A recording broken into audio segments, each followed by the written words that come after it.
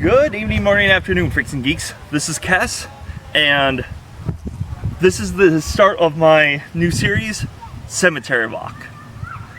Today I'm joined by Nick. Hey y'all. She's my cameraman, so that's why it looks like a ghost is holding the camera. And for the series, I figured I'm not going to tell you the cemetery I'm in, mainly because I want to respect the people that are buried in here along with their families. So we're also not going to be like mentioning last names, just kind of doing like a walkthrough of the cemetery. Why are we doing this? That is a good question to me. Cemeteries are interesting, and not in the poser goth way. Not like, oh, I'm so depressed, I have to be near death. No, this is not one of those.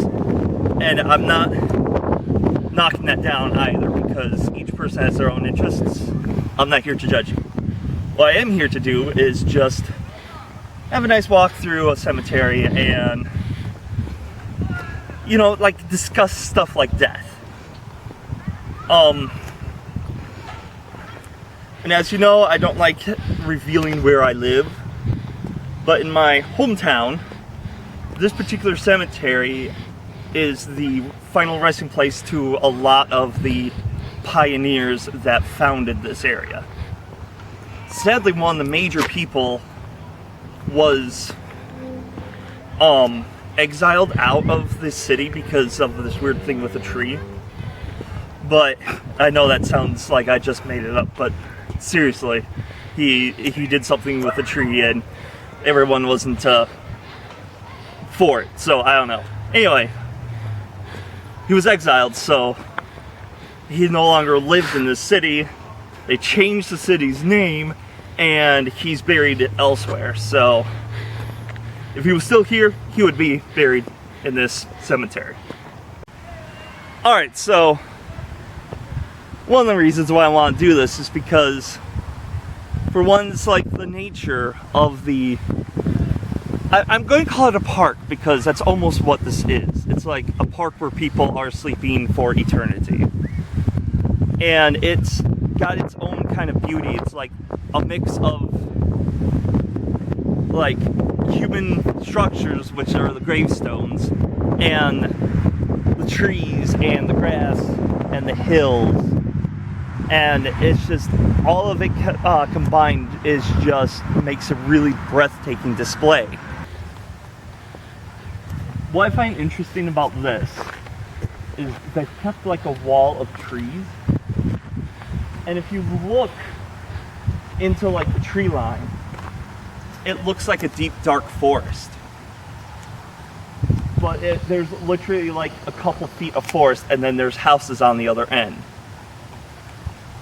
But it really looks, like first glance, it really looks like it's a deep dark forest. And I just think the way the trees are arranged, separating the living from the dead, it's kind of eerie how it looks dark. And you feel like if you walk into there, you're going to like witness a bunch of stuff and be lost in the woods forever.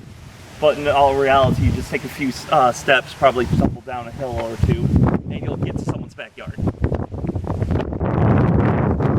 Examples of the beauty I was talking about. And this area back here. But anyway, this area back here is so peaceful. And you can tell just by how like the floor ground is done, that this is more of like where the cars come up, like maybe like the workers or the grave diggers. And the thing I found interesting when I was taking pictures a few years ago, there was a casket sitting out here. I don't know if it was actually being used or not. I didn't bother checking. And while I was taking pictures, the wind whipped up. And there was like leaves all over the place. It was fall. and when the wind blew, it created kind of like a little vortex, and the wind picked up some of the leaves and spun it around in a circle and then dropped them. I know a lot of people would be like, oh, that was just a ghost I saw, but I mean, look at how the place is made. There is going to be a funnel. I'm trying to think of the words, but the wind's going to spin around in circles in this area if the wind blows hard enough. As your skeptic camera person, let me note that leaves do naturally make that funnel motion a lot. There's a scientific explanation for it, but I'm not a scientist. I can't think of a scientific term for it. But yes. So we're not outright saying that's the spirits communicating. All right, this area is a very nice shaded park, and the dog is totally barking at me. And it's nice and shady, and in like a sunny day like this, it'll be like a really nice cover for the harsh sunlight. Until you notice something like this. There are totally gravestones all the way back on the back of this hill. And the only people that are going to know that they're back here are the family and people like me that likes going this deep into cemeteries. I'm not sure if it's a sad thing, but I'll let you reserve judgment on this situation.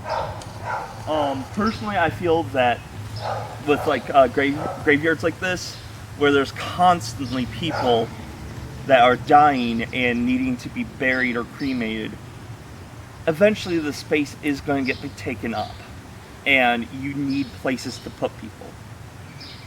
And if you think about it, and if you're one of those, I can't think of the word, like extremists, it's like in like thousands of years, there's going to be more dead people than living people. In fact, there probably is already more dead people than living people.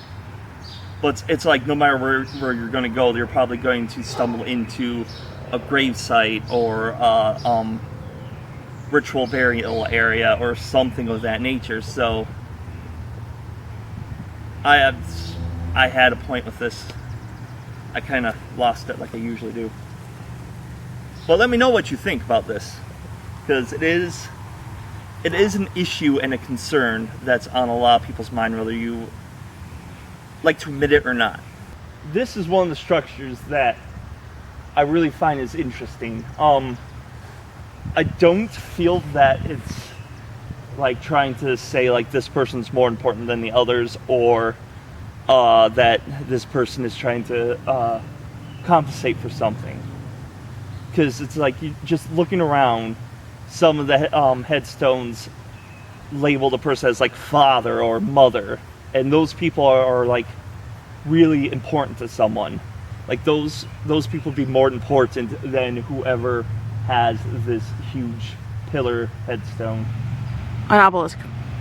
Oh, well, obelisk, whatever. I don't care, as you can tell. But I just find it beautiful.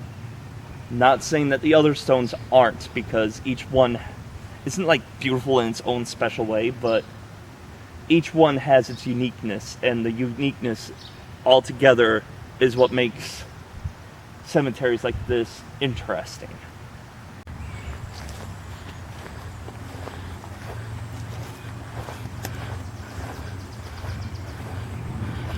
And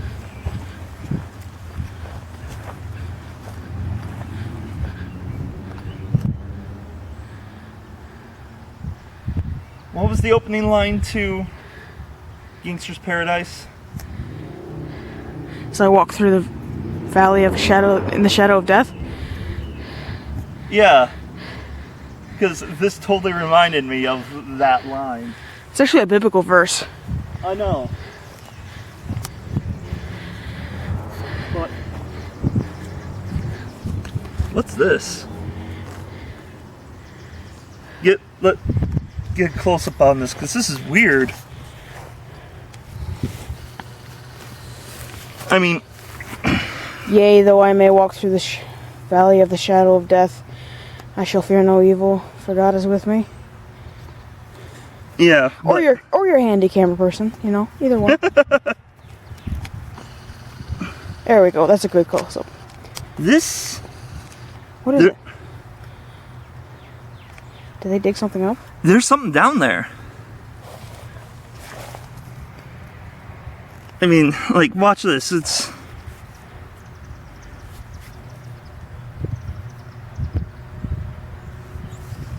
Okay, it's not as deep as I thought. No, there's like sticks on the trees up there if you want to actually test it. No, I think that's good enough for me. I don't know how well the camera can see it, but I can see the stem of the flower. It's not deep at all by any means. So something was in there enough to hold it up. Yeah. Just deep enough to hold something up. Yeah, and it went and it slid under this one a little bit, so. Oh, it's too small to be a great headstone, isn't it? Yes, it's way too small, and it's not deep enough to be a like an kind of open to grave. But it might have been like a tunnel or like tubing or something. Oh, you guys just got a close up of Ray Luge. While I figure out this camera thing. Alright, so as I was saying, it's not exactly a valley, but it's like you got hills of gravestones, hill of gravestones, and you're coming up and you're pretty much face to face with more gravestones.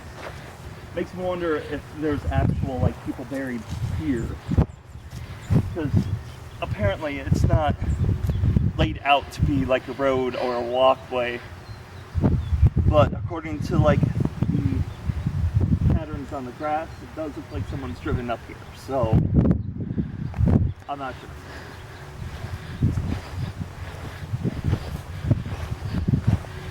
I can hear cicada.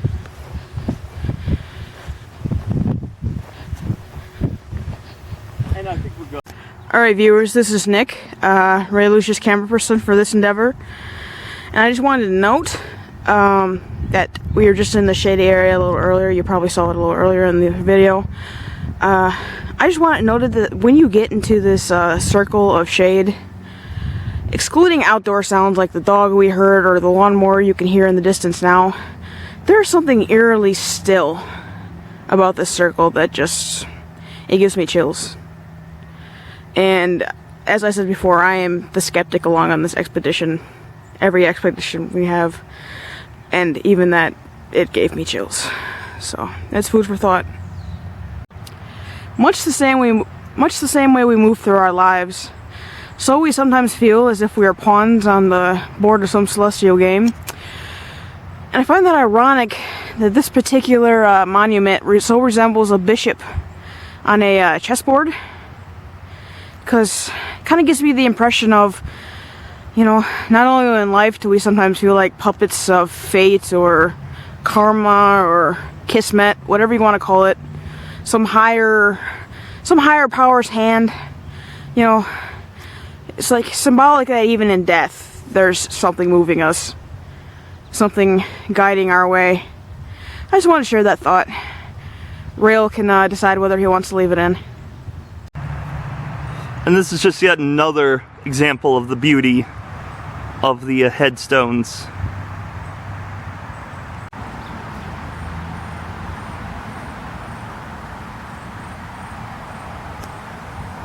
Yeah, I'm pretty sure it's a mortuary. There's a year on top.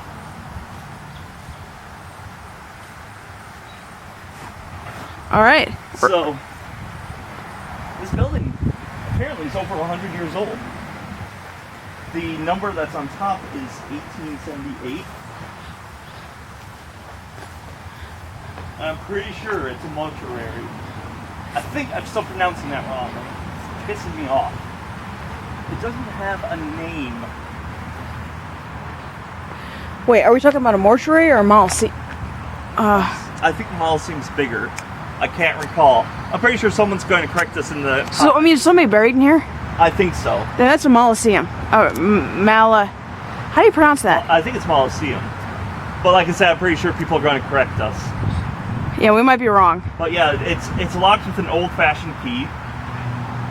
I'm pretty sure either the groundskeeper has the key, or the family has it. I don't know. Well, yeah, this building, I wouldn't say run down, just... Oh. Hee.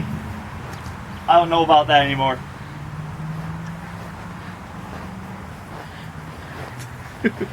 I'm pretty sure they don't have a garage door. Unless that's just recently been installed, because I noticed that it might just... I would feel shitty if this is just a maintenance shed. That's the fanciest maintenance shed I've ever seen. Yeah. Well, either way, it's a nice entertaining moment for our viewers, if it is. And when I took pictures here for my photography class, my teacher had a problem with it being a graveyard. He said, the question is it a picture of the landscape or is it a picture of the gravestones? I kept arguing with him, it's the landscape. And the gravestones were just adding to it. If I was just taking pictures of the gravestones, I would have gotten like up close picture, got like all the ridges, the ridges. But when I was trying to take pictures of the landscape, I tried to have it be of the landscape. And this is one of the views I did. And he still turned that one down. I have a feeling it was kind of biased because it was a graveyard, but I don't like putting words into other people's mouths. So, it is whatever. I got a bad grade on that because he thought it was a picture of the gravestones. I accept his criticism. But, this is just the view. Pure and simple. And those are knocked over gravestones or new gravestones waiting for something. They look pretty new. I don't know which would be more sad, a toppled over gravestone or a new gravestone's waiting for someone. hey, this step has a name on it. It does. Did they literally dedicate a staircase to someone, or did they bury someone under a staircase? That is weird. I don't even know what it could be. It might be a last name. I have no idea. That's strange, isn't it? I know what it is. What? That is a name, and I think it's Bud. To wrap things up, this particular cemetery has a lot of my hometown's history in it. I'm not going to name any names, but walking through the graveyard years ago and studying the history of my city, I've come to find that a lot more streets are named after pioneers than I thought. And a lot of them are buried in this graveyard. I actually found the original person that lived on my childhood street in this graveyard, and I just feel that to be kind of amazing and awesome. So I encourage you to do a little bit of a history search on your hometown, the city you currently live in, a name that you find particularly interesting, a celebrity that you find to be like your favorite. Just do a history search on whatever it is that interests you or that means something to you. And you'll probably be enlightened, or you might be disappointed, but I just encourage you to research. Just look up stuff, look up history. It's there, it's fascinating. I hope you enjoyed this first installment to my series. It's not going to be a huge series because I'm going to be doing one video per cemetery at this point. So let me know what you think, comments, concerns, critiques. I actually take good quality critiques and apply them. Click on whichever thumb you feel is appropriate. Subscribe if you do want to see the rest of these series, and until next time, stay educated. A lot of paranormal investigations. And some conclusion I'm most likely. Before I get into that, though, I want to get into other people's investigations. But before I get into that, complete darkness. Except for my light there. Ah, look at me go! Alright, so... Steel. Anyway, I don't care. I'm thinking about this being like the actual thing. But, hey, whoa! That's a blooper.